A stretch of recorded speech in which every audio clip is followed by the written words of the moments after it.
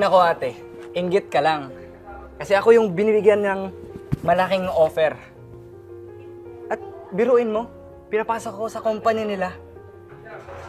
Ikaw naman kasi, gusto mo lang, na dyan ka lang sa pagiging waitress. Sige na nga, habang buhay ka na dyan. Sige na, aalis na ako. Diyos ko, asan na ba si Piolo? Anong oras na? Wala pa din. Ang dami ng customer. Hindi na ako magkaundagaga dito.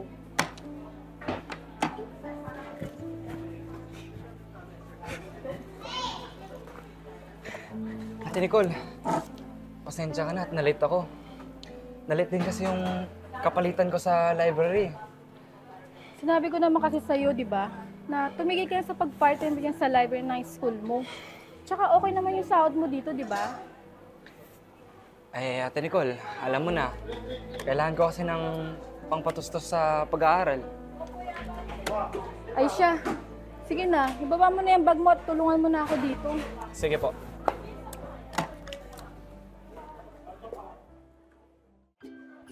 Masarap pagkain nila dito ah. Saan bang waiter nila? Waiter! I see. Hello po, madam. Magandang gabi po. Welcome po sa Greenish Gourmet po. Orderan mo ako ng isang chicken inasal. Okay po. And may nakita ko dito yung Oreo at saka dalawang avocado. Sige po. Sige Yun po. lang. Thank you. Thank you. Oras na ba? Waiter! Piolo, Yes po. pasuyo naman to kay madam mo. May Sige po. ginagawa lang ako dito, ha? Sige, ayos lang po. Hello po, madam. Ito na po yung bill niyo po. Ay, wala pala akong pera. Ha? Wala akong pambayad eh. Ano po? Ang dami niyo pong in-order, tsaka wala po kayong pambayad. Pasensya ka na, iyo ah. Gusto ko lang talagang kumain ng ganitong mga pagkain. At saka, regular customer niyo naman ako. Baka pwede niyo na akong libre kayo. Hindi po pwede yan, madam. Kami po yung malalagot sa management po niyan. Kung gusto mo, iho, maghugas na lang ako ng pinggan. Basta ba, bigyan niyo lang ako ng gloves kasi para naman hindi masira itong mga kamay ko. Madam, hindi sapat yung nagugas ka lang ng pinggan sa loob. Iho, kung gusto mo, ipapulis mo na lang ako. Sige na, tumawag ka ng pulis. Sige po, ito na lang po, madam. Ako na po yung magbabayad sa bill niyo po. Sige lang, sakto. Nakasahod na rin ako sa part-time ko sa school, sa library. So, bayaran niyo lang po ako pag meron na po kayo. Sure ka ba dyan, iho? Paano kung wala pa rin akong pera? At saka paano kung hindi na ako bumalik dito? Sige lang po, madam. Ayos lang po naman sa akin. Konsensya niyo na po yun pag ganun man yung mangyayari. Sige, iho. Salamat, ha. Sige po.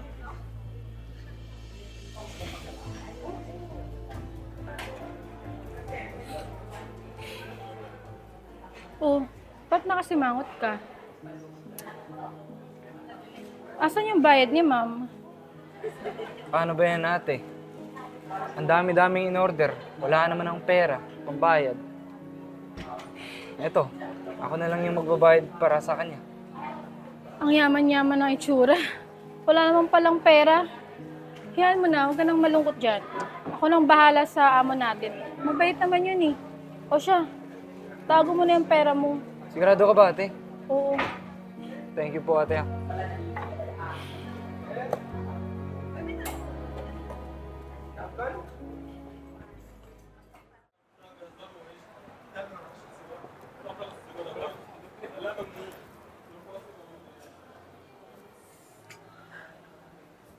Madam, Oh, iho. may pangbayad na po ba kayo sa kinainin niyo kapon? Can we talk? Mag-start na ba yung duty mo? Opo, pero sige po, bakit iyon? Actually, hindi naman talaga ako mahirap eh. I am a billionaire here and I have a plenty of companies. So, dahil sa ginawa mo kahapon, may gusto lang sana akong ibigay sa'yo. Itong chike. Siguro, enough na to para sa pag-aaral mo hanggang makatapos ka. Ayan, tanggapin mo. Totoo po? Para sa akin po to? Oo, iyo. And I have a good opportunity na i-offer sa'yo sa company ko. Ano, gusto mo bang magtrabaho sa akin? Ah, And I think, hindi mo na kailangan magtrabaho dito. Tsaka isa pa, nakakapagod dito and knowing naman na maliit lang kinikita mo dito. So paano? Gusto mo bang magtrabaho sa company ko?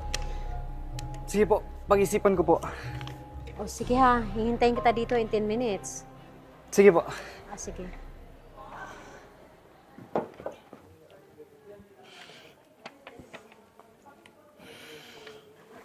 O Piolo, saan ka ba nang galing? Ang dami nating trabaho, oh. Ba't ngayon ka lang? Ate, alam mo yung babae kahapon na umorder? Ang dami-daming pagkain. Mayaman pala yun. Binigyan ako ng cheque. Tsaka trabaho sa company nila. Patingin nga. Oh, paano yung pag-aaral mo? Eh di titigil ako.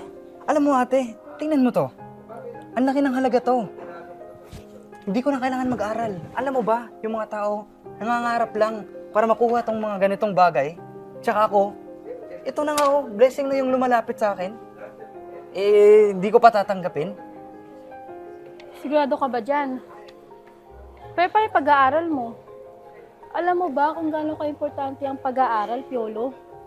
Ako nga, kung maibabalik ko lang yung panahon, gusto kong mag-aral ulit eh. Tsaka yung perang makukuha mo ngayon, palandalian lang yan. Mas malaki yung makukuha mo pag nakagraduate ka. Sige na, pag-isipan mo munang mabuti yan. Tulungan mo muna ako dito, oh. Kailangan kita. Tapos pag natapos to, bahala ka na.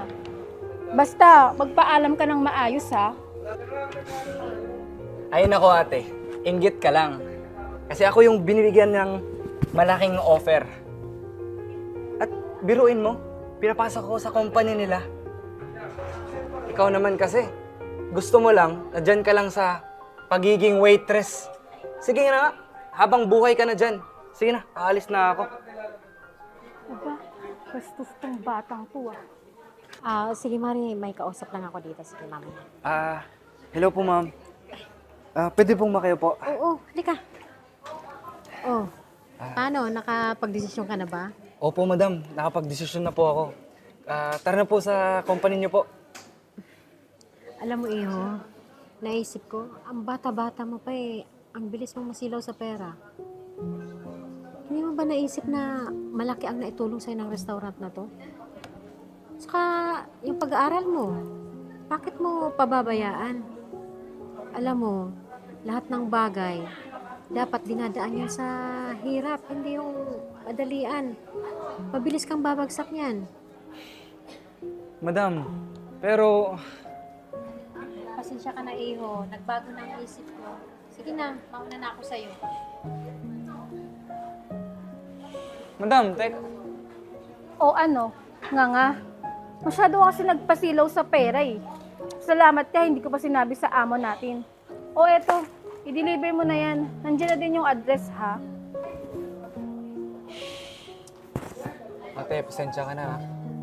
Next time kasi, huwag kang padalos-dalos ng decision mo. Sige na, i-deliver mo na yan. Sige po.